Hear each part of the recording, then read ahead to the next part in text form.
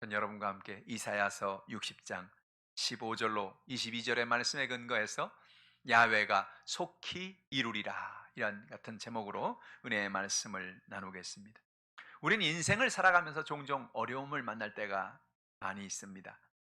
그러나 어떤 어려움을 만나도 우리가 하나님 앞에 나와 간구하고 하나님 앞에 나와 기도하면 하나님 우리의 연약함을 돌보시고 우리를 어려움에서 건져 주시는 것입니다. 이스라엘 백성들이 바벨론의 포로의 고난을 통과할 때 그들이 하나님 앞에 나가서 간절히 간구함으로 하나님이 그들의 연약함을 돌보아 주셔서 그들의 연약함으로 하나님의 역사를 해결해 주신 것입니다. 오늘도 인생을 살아가면서 우리는 문제를 만납니다. 연약함을 만납니다. 그러나 하나님을 의지하고 살아갈 때 그 모든 연약함과 문제를 이기는 놀라운 역사를 베풀어 주시는 것입니다. 오늘 본문의 말씀을 통해서 우리에게 주시는 진리의 말씀이 무엇일까요? 첫 번째로 하나님 우리에게 회복의 은혜를 주신다는 것입니다. 하나님 우리의 아름다움을 회복시켜 주십니다. 이사야서 60장 15절에 보니까 전에는 내가 버림을 당하며 미움을 당하였으므로 내게로 가는 자가 없었으나 이젠 내가 너를 영원한 아름다움과 대대의 기쁨이 되게 하리니라고 말씀하고 있는 것입니다. 너희가 전에는 버림을 당했다, 미움을 당했다는 것입니다. 왜 버림을 받았습니까? 하나님을 잃어버렸기 때문에 그렇습니다. 하나님을 잃어버렸습니다. 그러나 하나님은 그들을 영원히 버리지 않습니다. 그들을 다시 회복시켜 주셔서 그들에게 은혜를 베풀어 주시는 것입니다. 이제는 내가 너를 영원한 아름다움과 대대의 기쁨이 되게 하겠다는 것입니다. 추했던 우리를, 죄에 있던 우리를 하나님이 용서해 주셔서 다시 한번 깨끗하고 정결한 아름다운 사람으로 하나님이 우리를 만들어 주시겠다는 것입니다. 우리가 회개할 때 하나님 우리에게 영원한 기쁨을 허락해 주시는 것입니다. 에스겔 27장 4절에 보니까 내 땅이 바다 가운데 있으며 너를 지은 자가 내 아름다움을 온전하게 하였도다. 하나님께서 우리를 온전하게 해 주어야 우리가 온전하게 되는 것입니다. 우리의 모든 답답한 문제, 우리의 가정의 문제, 생활의 문제, 모든 문제를 하나님 앞에 다 맡기고 하나님의 은혜 가운데 나간 여러분 되기를 주님의 이름으로 축복합니다. 성경에 보면 사람들이 하나님 앞에 범죄할 때 하나님이 이 땅에 홍수로 심판을 하셨죠. 하나님이 심판하실 때 기쁨으로 심판하신 것이 아닌 것입니다. 하나님은 가슴이 아팠어요. 그러나 그들이 하나님 앞에 믿음으로 서지 아니하므로 그냥 놔뒀다가는 더 심각한 그런 죄 가운데 빠질 것이기 때문에 하나님은 그들을 심판한 것입니다. 이스라엘 백성들이 하나님을 섬기지 아니하고 우상을 숭배하고 세상을 따라 살아갈 때 하나님은 그들에게 심판을 내리셨습니다. 무엇입니까? 바벨론의 포로가 되게 한 것입니다. 그러나 하나님은 그들에게 다시 한번 기회를 주기 원하시는 것입니다. 그들의 삶을 아름다움으로 회복시켜 주기를 원하시는 것입니다. 하나님이 그들의 연약함을 붙잡아 주시는 것입니다. 오늘도 우리가 인생을 살아갈 때 수많은 문제와 연약함이 다가오죠. 그때가 무엇입니까? 그때가 바로 기도할 때인 것입니다. 그때가 하나님께 돌이킬 때인 것입니다. 내가 하나님을 잃어버리지 않았습니까? 내 삶 속에 하나님의 은혜를 내가 잃어버리지 않았습니까? 내 삶에 무엇이 나를 추하게 만들고 무엇이 나를 더럽게 만들고 있습니까? 하나님 나를 아름답게 회복시켜 주시옵소서. 회개하고 주님 앞에 나갈 때 하나님 우리를 아름답게 회복시켜 주시는 것입니다. 하나님 우리를 기쁨을 회복시켜 주십니다.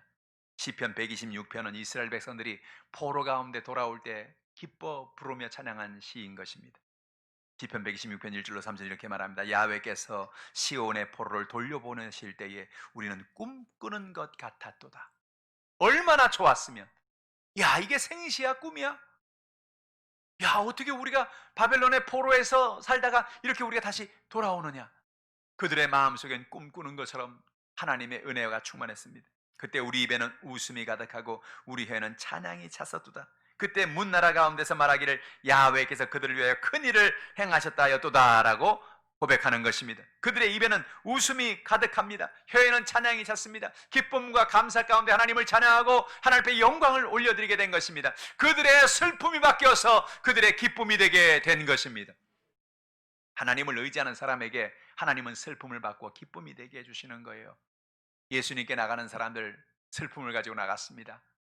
귀신 들려 고통받고 육신의 질병으로 고통받고 삶의 연약함으로 고통받고 예수님 앞에 나갔습니다. 그들은 슬픔을 가지고 나간 것입니다. 근데 놀랍게도 예수를 만나는 사람들마다 그들의 삶은 기쁨으로 바뀌어버린 것입니다.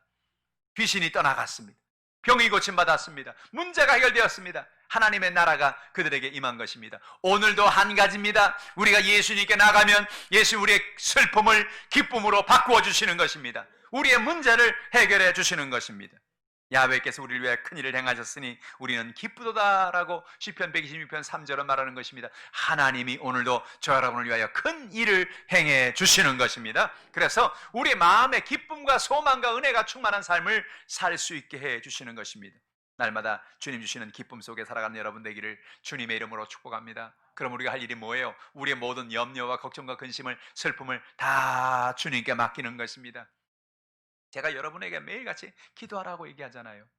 매일같이 하나님 말씀을 읽고 묵상하라 그러잖아요. 왜 그렇습니까? 기도할 때 우리의 모든 걱정의 짐이 예수님 앞에 굴러 떨어지는 것입니다.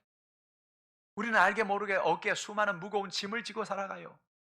큰 바위를 등에 짊어지고 살아가는 것입니다. 그러니 당연히 고단하고 당연히 피곤하고 당연히 연약할 수밖에 없죠. 이 무거운 돌덩이를 언제까지 우리가 짊어지고 살 수 있습니까? 그것을 해결하는 방법이 뭐예요? 그것은 예수님 앞에 그 돌덩이를 내려놓는 것입니다. 우리의 짐을 맡기는 것입니다. 우리의 슬픔을 맡기는 것입니다. 그러면 예수님이 우리의 돌덩이를 맡아주시고 우리의 짐을 맡아주시고 우리의 마음속에 참된 평안과 기쁨을 선물로 주시는 것입니다. 이사야 60장 16절에 보니까 내가 이방 나라들의 젖을 빨며 왕의 젖을 빨고 나 야훼는 내 구원자 내 구속자 야곱의 전능자인 줄을 알리라 그랬습니다. 이스라엘 백성들을 이방의 나라들이 젖을 빨려게 해줘요. 그리고 왕들이 이스라엘 백성들에게 젖을 빨게 해줘요. 그들이 무엇을 한 게 있습니까? 아무런 것 한 것이 없는데 하나님의 은혜로 이방 나라에서 도움을 받고 왕들에게 도움을 받고 하나님 은혜 가운데 살게 된 것입니다. 성경을 가만히 보면 하나님은 참 놀라운 은혜를 주신 걸 봐요. 75세 된 아브라함이 하나님 찾아오셔서 내 본토 친척 아비 집을 떠나 내가 지시할 땅으로 가라 라고 말씀하신 것입니다. 그래서 아브라함이 한 것은 아무것도 없어요.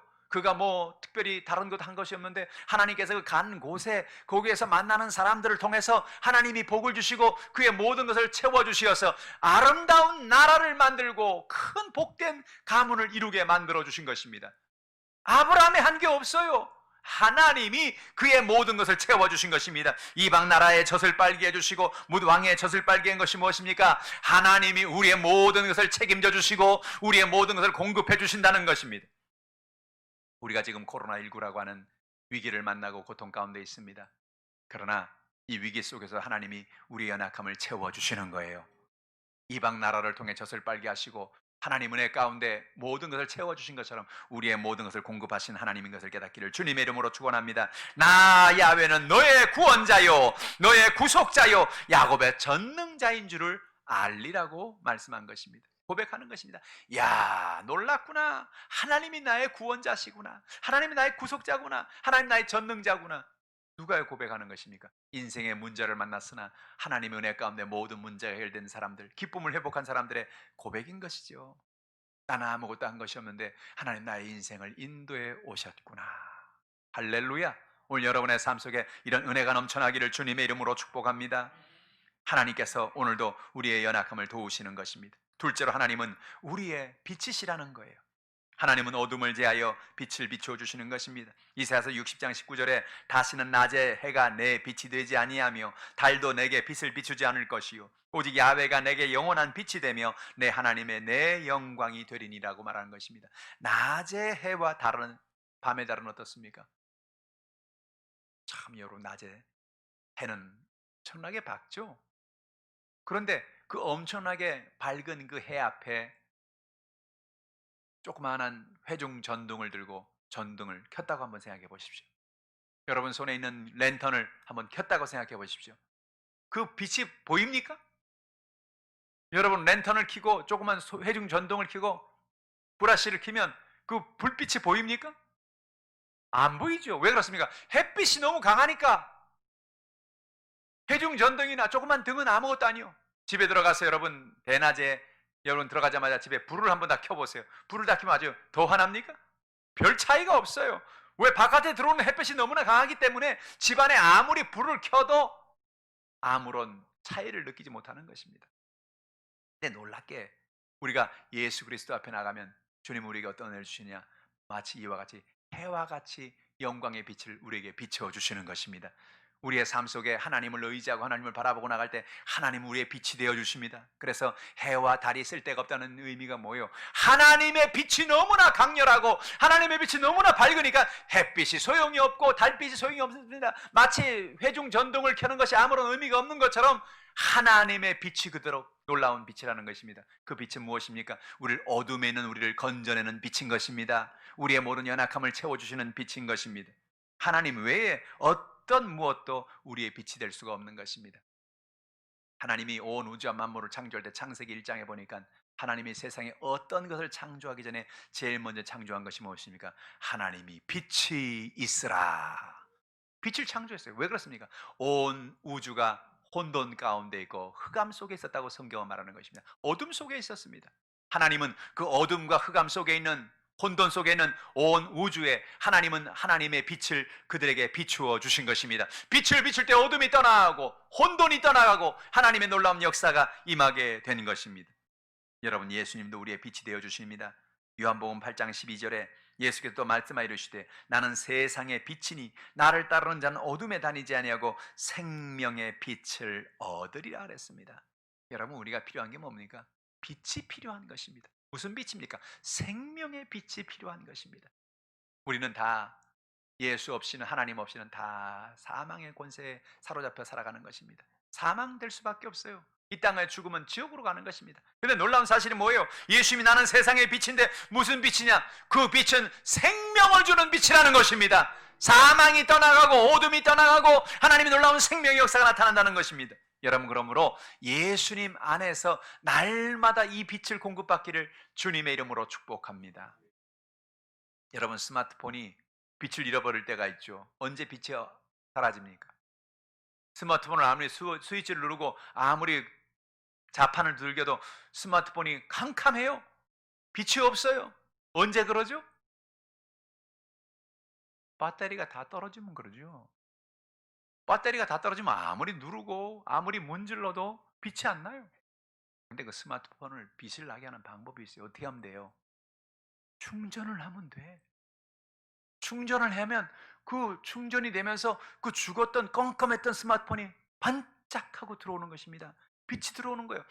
이게 여러분 놀라운 하나님의 은혜를 우리가 깨달음을 주는 것입니다. 무엇입니까? 우리가 예수 그리스도의 충전이 되기 시작하면, 우리가 예수의 빛 앞에 나가서 예수님께 연결이 되기 시작하면 우리는 캄캄하고 아무것도 아니고 혼돈 가운데 살아가는데 예수가 우리 안에 들어와서 우리를 충전시키기 시작하면 우리 안에 빛이, 생명의 빛이 우리에게 놀라운 역사를 나타내기 시작한다는 것입니다. 여러분, 예수님의 그 빛 가운데 살아가는 여러분 되기를 주님의 이름으로 축복합니다. 충전되어져서 스마트폰에 불이 들어오면 전화도 걸고 문자도 보내고 모든 걸 다 할 수 있는 것처럼 예수의 빛이 우리 안에 들어오기 시작하면 우리는 문제가 해결되고 저주가 떠나가고 질병이 치료받고 하늘 문이 열리고 하나님의 은혜와 기적이 임하게 되는 것입니다. 세상에 주님은 빛으로 오셨다는 것입니다. 그 빛을 공급받는 여러분 되기를 바랍니다. 많은 사람이 지금도 세상을 이걸 몰라요. 내 힘으로 살려고 하는 거예요. 내 능력으로 살려고 하는 거예요.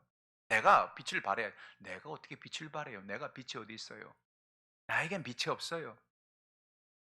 우리에게 빛을 발할 수 있는 유일한 비결은 뭐냐? 예수님께 나가는 것입니다. 예수님을 나의 주님으로 모셔드리는 것입니다. 예수님을 의지하고 살아가는 것입니다. 그러면 예수님이 우리 안에 놀라운 빛을 비추어 주시는 것입니다. 나아갈 길을 열어주시는 것입니다. 보여주시는 것입니다. 이와 같은 은혜를 깨닫기를 주님의 이름으로 축원합니다. 하나님, 우리의 절망을 제하여 주시고 희망의 빛을 비춰주신다는 거예요. 이사야서 9장 2절에 흑암에 행하던 백성이 큰 빛을 보고 사망의 그늘진 땅에 거주하던 자에게 빛이 비추도다 그랬어요. 이사야 9장에 보면 흑암에 행하던 백성이 무엇입니까? 이스라엘 백성들이 흑암 속에 있는 것을 말합니다. 그들이 포로가 되어 절망하며 살아가는 것을 말하는 것이죠. 그런데 그 절망하는 백성의 큰 빛이 보여줬습니다. 그 빛이 무엇입니까? 우리 주 예수 그리스도이신 것입니다. 흑암과 좌절과 절망에 사는 사람들에게 오늘도 하나님은 큰 빛을 비추어 주시는 것입니다. 그 빛을 보는 사람마다 사망의 그늘당에 있는 그들 모두에게 하나님의 놀라운 빛이 비추어서 하나님의 소망 가운데 절망이 소망으로 바뀌게 되어지는 것입니다. 이사야서 61장 1절에는 이런 말씀이 있어요. 주 야훼의 영이 내게 내리셨으니 이는 야훼께서 내게 기름을 부으사 가난한 자에게 아름다운 소식을 전하게 하려 하심이라. 나를 보내사 마음이 상한 자를 고치며 포로된 자에게 자유를, 갇힌 자에게 노임을 선포한다 그랬어요. 여러분, 하나님은 빛이요, 예수님은 빛이요, 성령도 빛이십니다.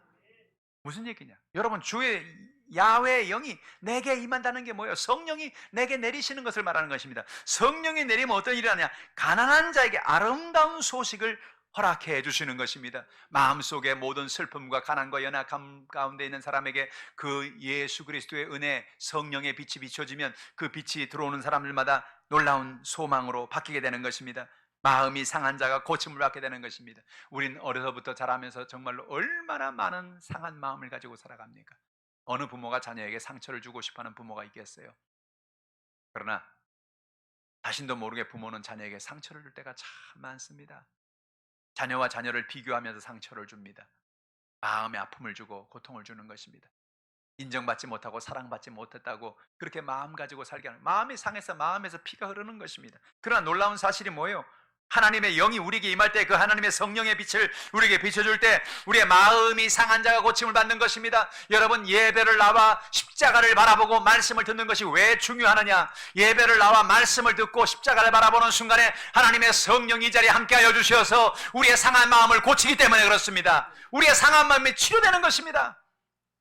성령이 우리의 상한 마음을 어루만져 주시는 거예요. 빛을 비춰 주시는 거예요. 야, 네가 살면서 얼마나 고생하고 살았냐.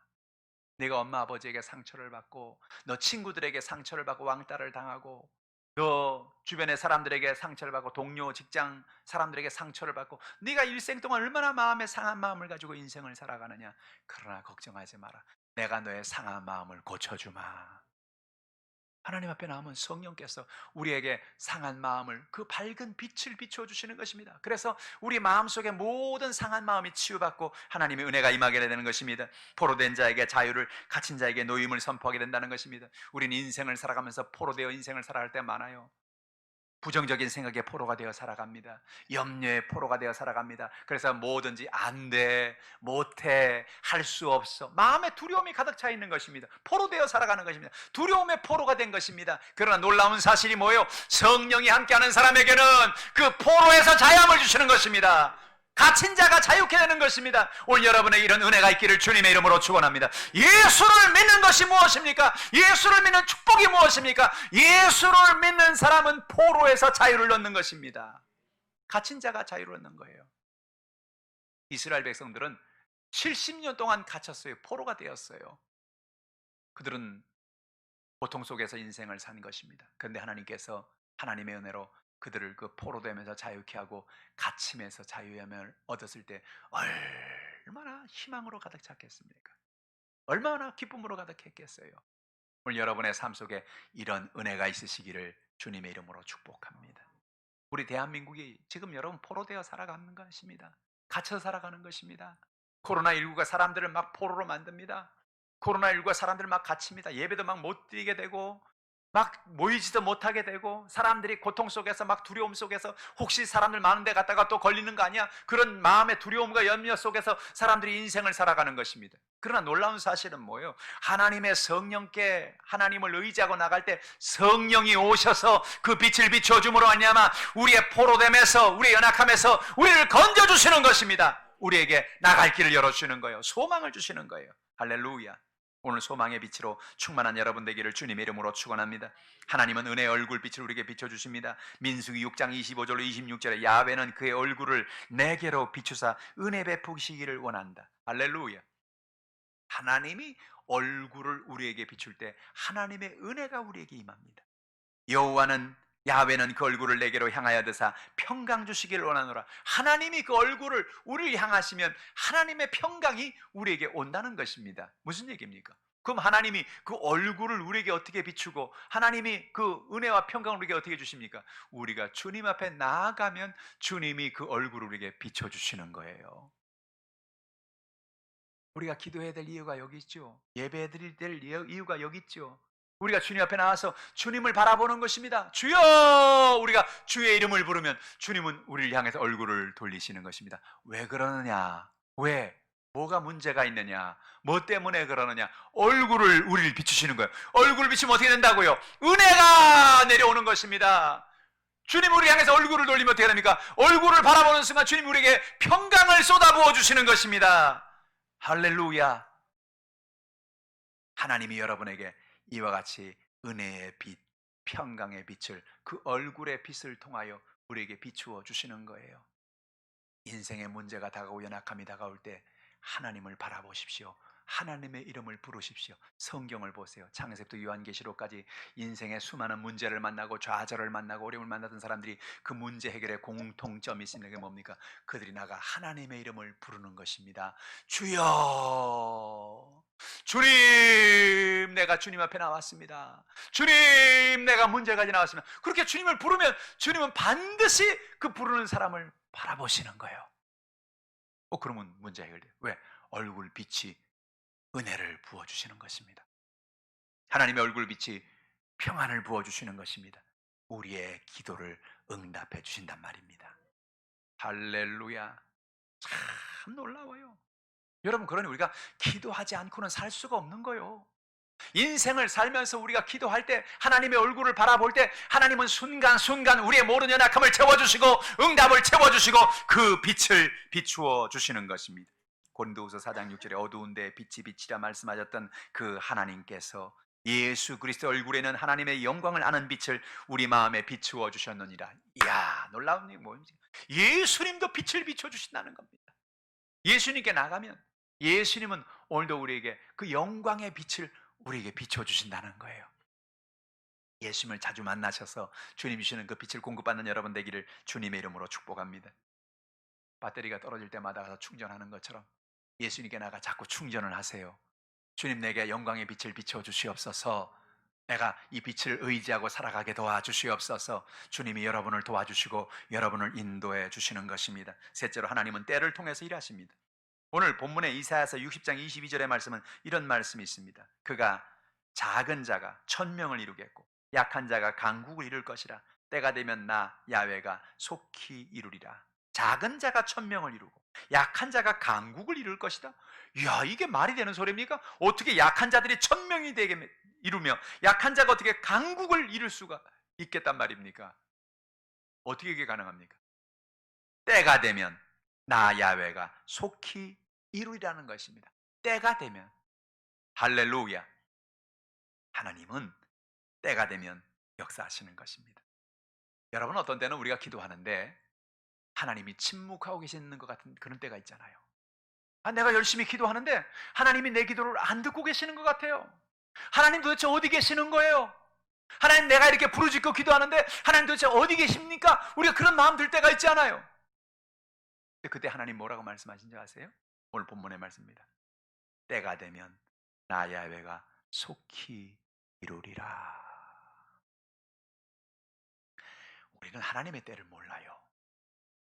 언제가 가장 좋은 때인지, 언제가 가장 하나님의 영광을 나타내는 때인지 우리는 알 수가 없습니다. 그런데 하루하루 살다 보면, 하나님 앞에 기도하고 믿음으로 나가다 보면 어느 날 하나님께서 우리에게 그 하나님의 때를 나타내 주시는 것입니다. 한 맹인이 있었어요. 이 맹인은 일평생 태어나면서부터 앞을 보지 못하고 그렇게 인생을 살았습니다. 지나가다가 제자들이, 옆에 있는 사람들이 묻으면, 이 사람은 왜 이렇게 맹인으로 태어났습니까? 이 사람 자기 부모님의 죄 때문입니까? 할아버지 죄입니까? 자기 죄입니까? 왜 이 사람은 이렇게 맹인으로 일평생 이렇게 태어나서 인생을 삽니까? 예수님께서 그의 보이지 않는 눈을 보이게 하여 주셨어요. 그에게 하나님의 기적을 베풀어 주셨어요. 그리고 뭐라 말합니까? 이 사람이 이렇게 된 것은 주님의 영광을 위해서 이렇게 됐다. 뭐예요? 이 사람은 일평생 태어나서 고통 속에 있었는데 뭐예요? 응답을 기다리고 있었던 거예요. 하나님의 영광의 때를 기다리고 있었던 거예요. 하나님의 놀라운 은혜를 기억하고 있었다는 거예요. 그래서 그가 고통 속에 있고 연약함에 있었지만 어느 날 예수님이 그를 찾아와서 그의 눈을 띄게 한 거죠. 영광의 때를 만나게 된 것입니다. 그의 삶에 하나님의 놀라운 역사를 이루게 된 거예요. 모든 것이 때가 있습니다. 범사에 기한이 있다는 거예요. 전도 3장 1절은 말합니다. 범사에 기한이 있고 천하만사에 다 때가 있나니 그랬어요. 모든 것에 다 때가 있다는 거예요. 때가 있어요. 사랑할 때가 있고 미워할 때가 있으며, 사람이 날 때가 있고 죽을 때가 있으며, 전도 3장은 때가 있고 때가 있고 때가 있고 때가 있고 때가 있고 때가 있다가 그렇게 얘기하죠. 때가 있다는 거예요. 요한복음 2장에 보면 예수님께서 가나의 한 잔치집에 참석합니다. 예수님께서 늘 심각한 곳에만 가신 게 아닌 걸 알 수 있어요. 예수님이 늘 병 고치고 사람의 문제 해결하는 그런 데만 간 게 아니고, 때로 예수님도 이와 같이 잔치집에도 가고 즐거움도 이렇게 체험하시고 했던 것 같아요. 그런데 이 결혼식장에서 오랜만에 예수님이 참석하셔가지고 결혼식장에 가니까 음식도 막 준비하잖아요. 그래서 맛있는 음식도 먹고 대화도 하고 하는데 갑자기 문제가 생긴 겁니다. 뭐예요? 이 집에서 포도주가 떨어졌습니다. 이스라엘 백성들 가운데 여러분, 결혼 잔치를 하면서 포도주가 떨어졌다는 얘기는 그 잔치가 망쳤다는 의미입니다.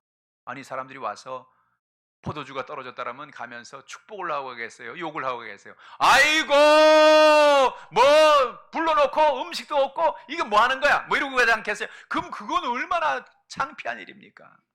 신랑 신부가 얼굴이 백지장같이 되고 혼주들이 아주 백지장같이 되고 아주 난리가 났어요. 그때 유일하게도 예수님의 어머니 마리아는 문제 해결책을 알고 있었습니다.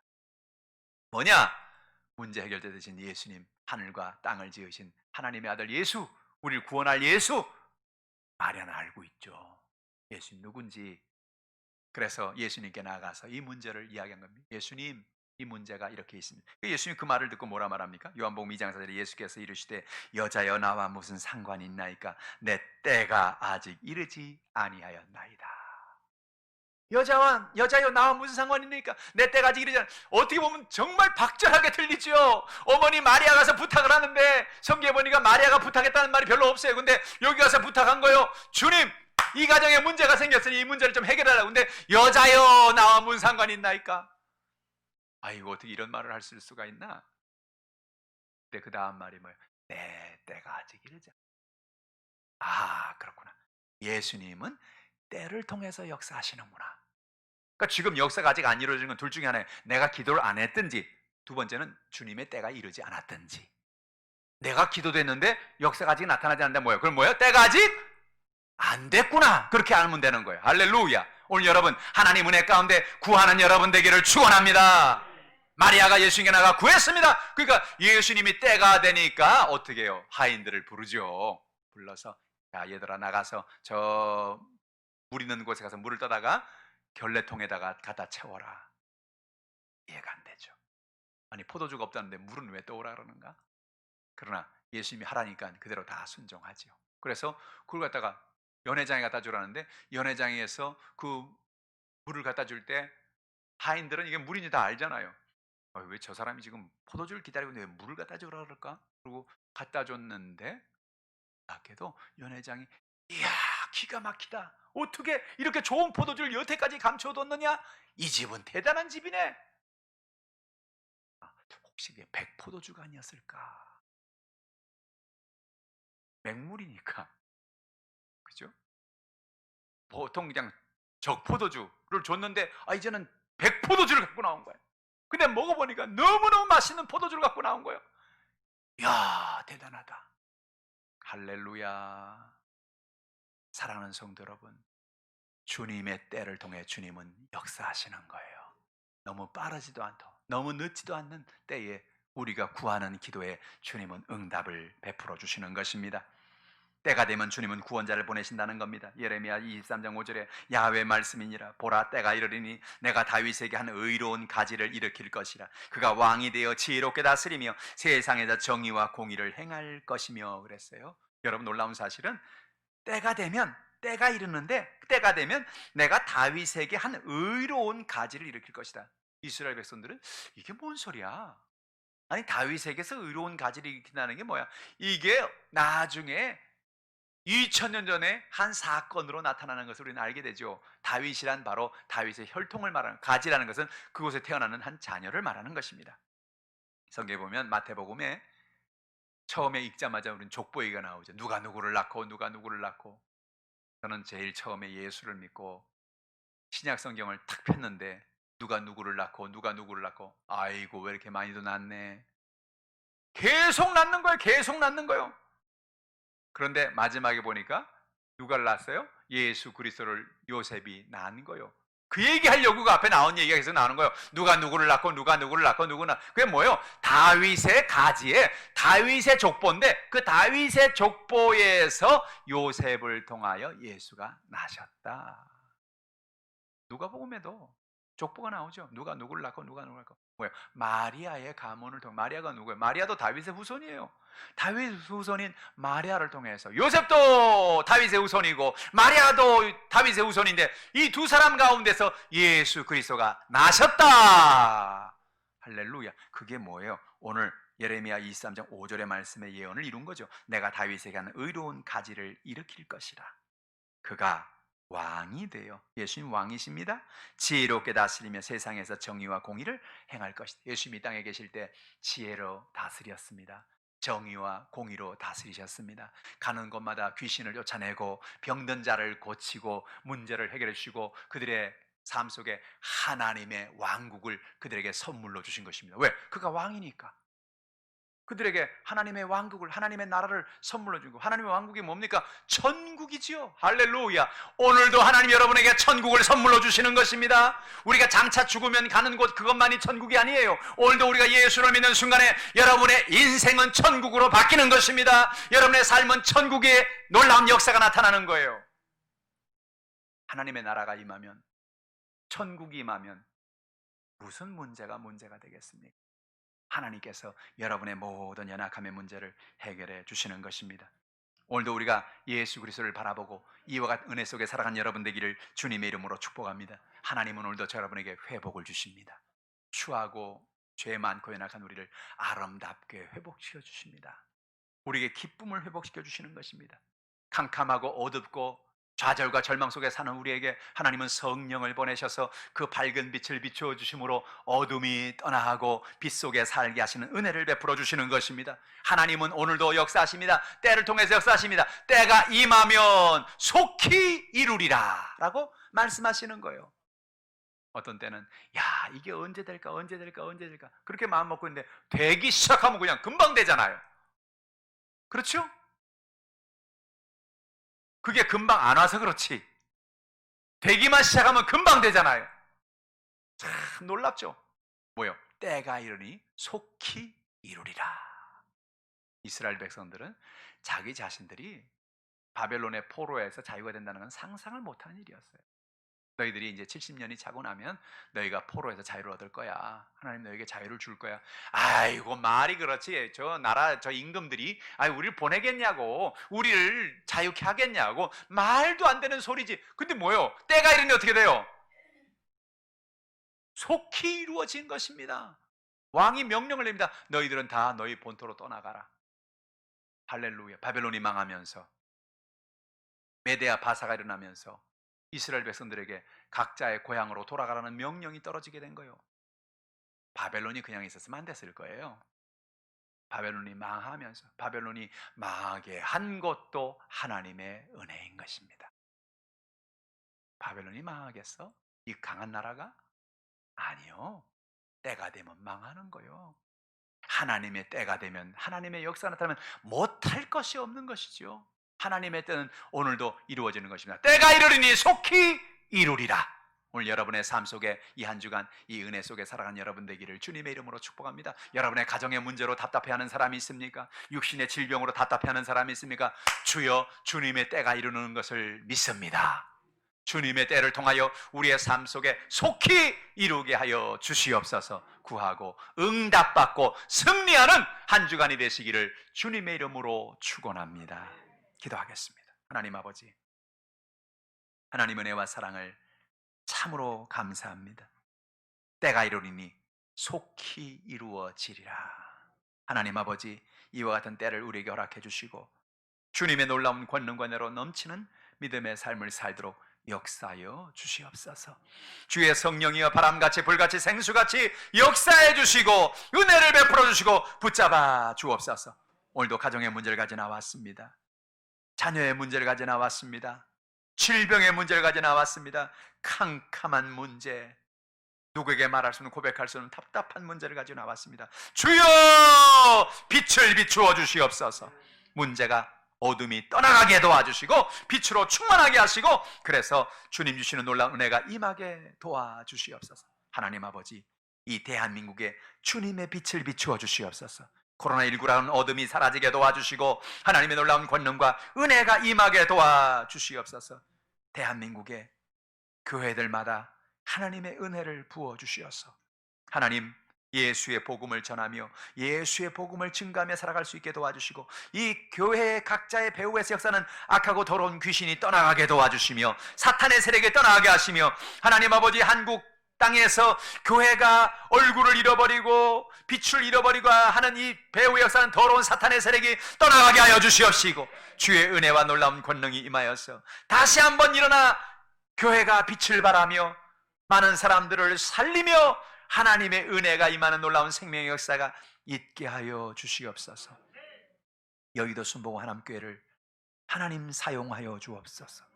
여의도 순복음 하남교회 우리 모든 주의 종들과 우리 모든 제자들과 성도들을 하나님이 사용하여 주시어서 하나님, 오늘 이 시간에 우리 모든 성도의 마음속에 하나님의 빛을 넣어 주시어서 하남과 광주와 인근 지역의 수많은 어두움에 살아가는 사람들에게 빛을 증거하며 빛을 전하며 살아가는 우리 모두가 되게 하여 주시옵소서.